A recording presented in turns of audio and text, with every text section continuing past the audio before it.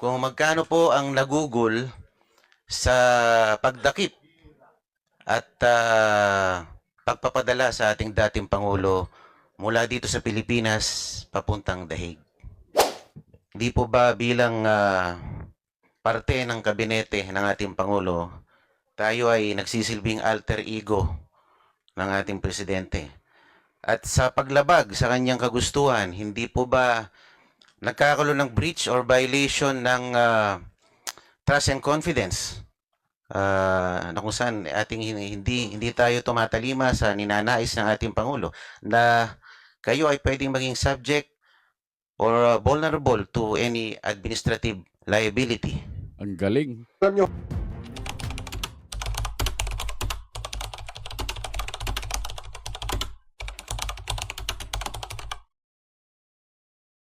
Isang magandang araw po sa inyong lahat mga kababayan. Muli po ang inyong lingkod, Just Vlog. Bumabati po ulit sa inyo Luzon, Visayas at Mindanao at sa lahat ng ating mga kababayan na nakatutok sa ating programa sa abroad, sa mga OFW. Magandang araw po sa inyong lahat. Ito po mga kababayan, matindi. Binanatan ni Congressman Marcoleta itong DOJ Secretary na nagpipilit na maging ombudsman. Opo. Ito na nga, dinisqualified na nga nung nakaraan. Napabalita po yan kung inyong nakita. Kumalat po yan sa pahayagan na hindi pwede siyang sumama sa listahan ng mga kandidato o aplikante bilang para maging ombudsman dahil meron siyang kinakaharap na kaso. At wala pa po siyang clearance mula po sa Supreme Court. At kahit na ganun na po ang sinasabi ng Supreme Court, na panay ang pagsasabi niya na hindi siya pwede na sumama, ipinipilit pa rin niya ang kanyang aplikasyon sa pagiging ombudsman. Ito ba ay pwedeng maging ombudsman mga kababayan? Sa palagay ninyo, si Secretary Boying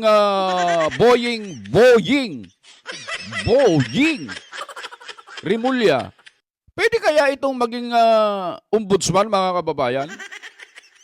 Sa kabila ng alam natin na mayroon siyang kinasasangkutang kaso at pati yung anak niya ay naabsuelto sa kasong drugs, pwede ba itong maging ombudsman? Baka hindi ombudsman ang tawag dito, mga kababayan. Ano sa palagay niyo ang pwedeng itawag natin sa ganito? Paki-comment nyo nga po sa baba. Pero hindi po yan ang ating pag-uusapan, mga kababayan. Ito pong nangyari po sa Kamara kahapon na pagdinig. Dito, nagkaroon po kasi ng budget hearing tungkol sa Department of Justice. Siyempre, pagka hearing ng mga budget na yan, tatanungin nila kung saan napupunta, dapat i-present mo. Katulad nung ginawa ni VP Sara. Napakaganda nung napanood niyo po ba yung live natin kahapon mga kababayan? Nagulat sila mga kababayan. Dumating si VP Sara doon sa Kamara. At tignan mo yung pagdating niya, yung mga ngaw-ngaw, salita ng salita, kuda ng kuda mga kababayan. Noong dumating siya sa Kamara, kasladala natuktukan na bisikol mga kababayan. Para silang lahat ay natameme, walang nakaimik, na para silang nanonood ng isang napaka-popular na artista sa kanyang mga paglalakad mga kababayan. Pero hindi po yan ang pag-uusapan natin. Ito po kasi mga kababayan. Siyempre, dahil budget ang pinag-uusapan dyan sa Kamara, sa Department of Justice, eto na ngayon mga kababayan. Nung dumating na po yung punto na itong si Congressman Paulo Henry Marcoleta ang magtatanong, ganito po ang kanyang tanong mga kababayan. Pakinggan natin to . Tingnan natin ito kung paano niya, kasi budget Magkano ang tatanungin dito? Magkano ang ginastos mo? Yung mga pinaggugulan mo ng budget mo, yan ang mga tinatanong dito. Eto pakinggan nyo to. Lalakasan ko para marinig nyo mabuti Thank you, Mr. Chair, at magandang hapon po sa mga opisyalis po ng DOJ. Mm. Mr. Secretary, Mm. nung nakarang linggo po ako po ay nagtanong sa inyong nakababatang kapatid ng isang katanungan. Mm. Ngunit ito po ay hindi niya nasagot. Oo, hindi niya Baka nasagot. sakaling kayo pong makasagot Mm. sa pagkakataong ito. Mm. Tinanong ko po sa kanya kung magkano po ang nagugol sa pagdakip at pagpapadala sa ating dating Pangulo mula dito sa Pilipinas papuntang Dahig. Hindi ko ho kayang sagutin yan. Unang-una, sa nangyaring yan, aking pong contact dito ay through Hindi raw niya telephone. kayang sagutin. Ako po ay nasa Vienna nung panahon na yon Mm. at pinupunta, ang aming pong pakay noon ay pumunta sa United Nations Office of Drugs and Crime. Kaya nasa Vienna po ako nung panahon na yon. Kaya hindi ko ho nakita yung dami ng pulis. Hindi ko ho nasundan, subaybayan yung mga resources po na ginamit upang madala po yung dating Pangulo sa Dahig. Pero ngunit masasabi ko, wala hong nasaktan, wala hong nabawian ng buhay, Hindi naman yan ang at tinatanong. maayos po siyang nakarating sa Hague nang wala hong incident. Kaya kahit paano, pasalamat po tayo na hindi na po, wala na hong na-disgrasya Hindi naman yan ang sa tinatanong. pagkakataong yan. Opo, so sino pong nag-order na dalhin po siya doon? Yan, yan. Kayo po ay nasa ibang bansa. Ano ho yan?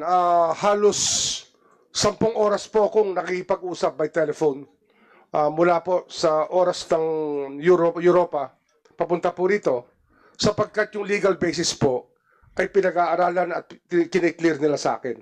Kaya ako po nagbigay ng legal basis under Republic Act 9851, Section 17, and other sections of the International Humanitarian Law. Ngunit di po ba sinabi, paulit-ulit na sinabi ng ating Pangulo na tayo po ay nag-withdraw na sa Rome Statute, tayo po, the ICC has no jurisdiction over us, at I will not lift a finger in the investigation of any crimes regarding ICC. Kung ganun po ang policy pronouncement ng ating Pangulo at hindi niya kinikilala ang pagiging miyembro natin sa ICC, sino po ang, kumbaga, hindi sumunod sa pronouncement na ito? Ba't nagpatuloy pa tayo sa pagdakip sa ating dating Pangulo? Yan. Ang problema ho kasi dito, nung nag-withdraw po tayo sa ICC, sa Rome Statute, hindi na ho tayo miyembro. Ngunit yung batas po na ating pinasa noong 2011 na Republic Act 9851, yun po ang naging basihan ng lahat.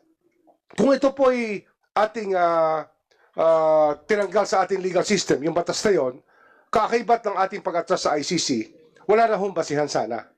Ngunit nandun pa ho yung batas na yun, Republic Act 9851. Di po ba bilang parte ng kabinete ng ating Pangulo, tayo ay nagsisilbing alter ego ng ating presidente? At sa paglabag sa kanyang kagustuhan, hindi po ba nagkakaroon ng breach or violation ng trust and confidence? Na kung saan ating hindi tayo tumatalima sa ninanais ng ating Pangulo na kayo ay pwedeng maging subject or vulnerable to any administrative liability. Ang galing. Alam niyo ho, ang pagtatrabaho po sa gobyerno ay sakop po yan sa marami hong desisyon na ginagawa natin sa araw-araw. At hindi ho nakataga sa bato ang lahat ng ating desisyon o kaya yung lahat ng ating paningin. Maaari po itong magbago sa pagdating ng panahon, sa bawat panahon. At marahil nagbago po ang aming pagtingin sa usaping ito nung dumating po yung pagkakataon na talagang ando na ho ang Republic Act 1951 at lahat po ng factor tinitingnan po natin sa security po ng ating bansa. Does the former president pose any security threat? Kahit ganun na siya katanda. Marahil yan Galing po ay magtanong. dapat tanungin natin sa NSA natin kung ano ho ang naging evaluation ng panahon na yon. Basta't sa akin po, ang aking clearance na binigay ay sa legal basis. Ang legal basis ng kanyang pagpunta sa The Hague.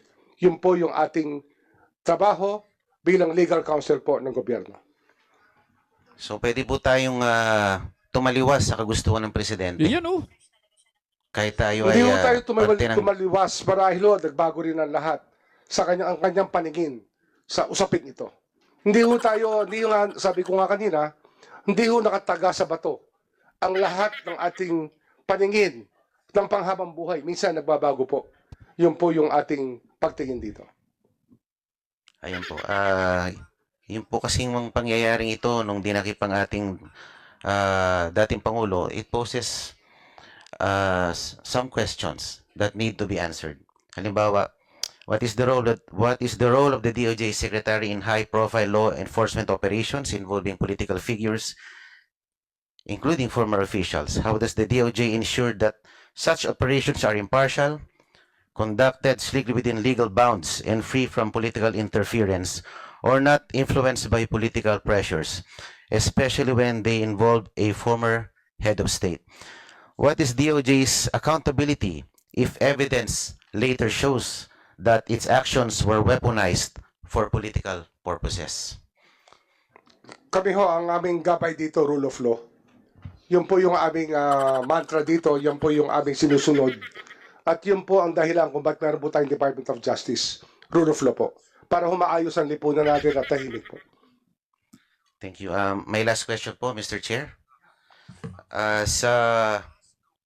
Sa presentation niyo po, nakalagay dito, there's a 100% Tingnan nyo to completion rate ng mga applications for witness coverage. Mm. Doon po sa Witness Protection Program. Mm. 100% in 2024 and for the first semester of 2025, 100%. Ngayon pa lang po yata kayo magkakaroon ng 99% dahil parang hindi nyo tatanggapin ang mag-asawang diskaya sa Witness Protection Program. Ano po kaya ang magiging dahilan natin kung bakit hindi natin sila tatanggapin? Sila po ba'y nakausap na natin? Sabi po ninyo, you will conduct a diligent, a thorough interview of the couple and you will assess their statement. Nagawa na po ba natin ito? Hindi pa ho. Hindi pa tayo umaabot sa bandang yon sapagkat mainit po ang naging talakayan sa Senado, mainit po ang nagiging exchange ng mga pananaw. Wala ho kami sinasaradong pinto. Ang mahalaga lang, may proseso po tayong susundin para ma-evaluate po ang testigo. Ang mahalaga po, Lusot. nagsasabi ng totoo at talagang kailangan ng testimonyong yon para yung buong katotohanan para maabot po natin lahat ng dapat natin maabot sa pagbungkal po ng kaso upang maparusahan po yung dapat parusahan. Opo. If you will, have you gone over the sworn statement of the couple, Mr. Secretary, Mr. Chair? Wala pa ho akong kopya. I have not been provided with a copy of that nor any letters. Wala ho ako nakukuha pa. Opo. Everything was in a phone conversation. Kaya nga, hindi ho kayang magdesisyon kagad based on the telephone conversation. Kailangan po may proseso talaga tayong sundin. Opo, kasi kung, if I may appraise the Secretary, marami po siyang binanggit ng mga personalidad doon at mukhang detalyado. Baka naman ito ay magkaroon ng konting merito dahil hindi naman po ito basta-basta lamang. Ito ay sinumpaang salaysay na pwede naman natin pag-aralan at lalo ating suriin kung talagang meron pong katotohanan dito. Totoo po yan. Susuriin po natin yan. Ngunit marami rin po tayo itatanong na mahalaga para maging kompleto po ang kasaysayan ng lahat. Oh? Kasi kung sila po ay 15 taon na nangongontrata at ay kikwento nila ay 3 taon lang, marahil kulang po yon. Kailangan po malaman natin yung buong kasaysayan ng kanilang pangongontrata at kung ano ang kanilang dinaanang patakaran at yung mga sinasabi nilang obligasyon. 15 taon dapat mapag-aralan po natin lahat yan at sabihin nila sa atin kung ano talaga ang naganap sa mga panahon na sila ay nangongontrata mula 2007 hanggang 2025. Mahabang kwento. Hindi lang po 3 taon. Ngunit yung buong kasaysayan po ang ating gusto makita. Para ma-solve po natin itong problemang ito na bumabagabag sa ating bansa ngayon. Hmm? Iyan po yung mahalaga. Kung may testigo hong ganong kahaba ang kasaysayan sa pangontrata, marahil mas marami sila mabibigay sa ating mga pangalan, mga petsa, project, engineer, at kung sino po mga mambabatas, kung sino man ang nakialam sa mga kontrata, yun po yung kailangan natin malaman. Hindi lang po yung 3 taon o 2 taon na kanilang binigay Actually, sa alam nyo unang na eh. sulumpang salaysay. Mr. Secretary, papayag po ba kayo if we will broaden the scope of the investigation to include the years 2007 up to 2025? Opo.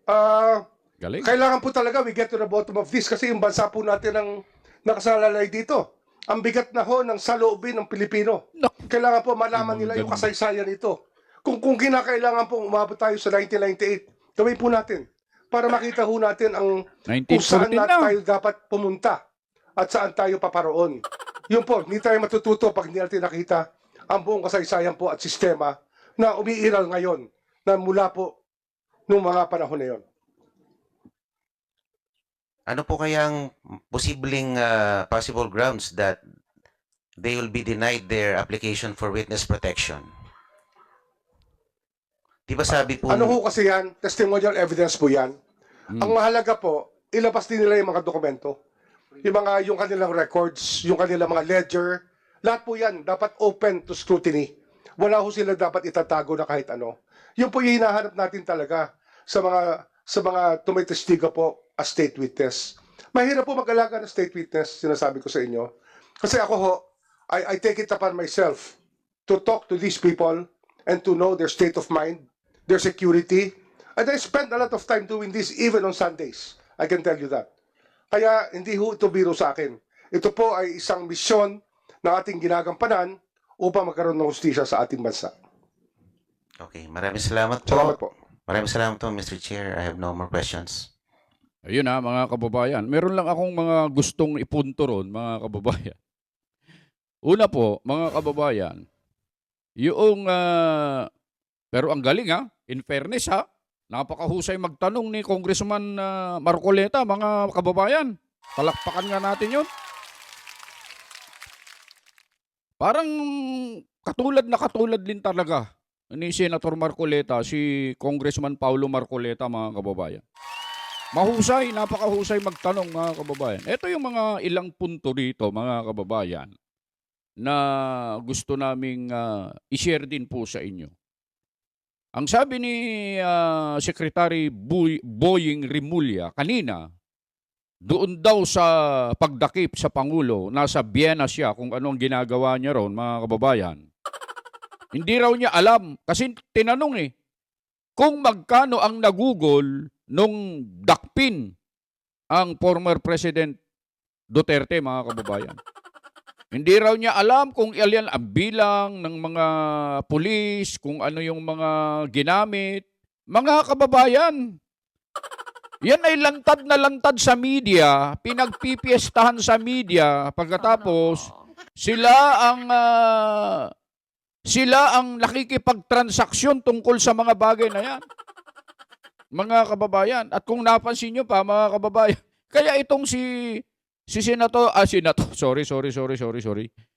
Itong si SOJ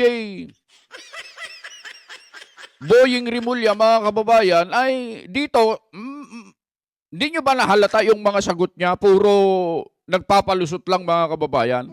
Iniiba niya yung, hindi naman tinatanong, mga kababayan, kung may nasaktan, kung may namatay o wala, ang tinatanong yung kung magkano ang ginugol Bakit hindi yun ang sagutin mo? O, di ba? At ito pa, mga kababayan, yung tungkol naman sa mag-asawang Diskaya, yung binanggit kanina na bakit hindi nila grant yung hinihingi na witness protection program, mga kababayan. Hindi raw pwede na mag-desisyon ng tawag-tawag lang, mga kababayan.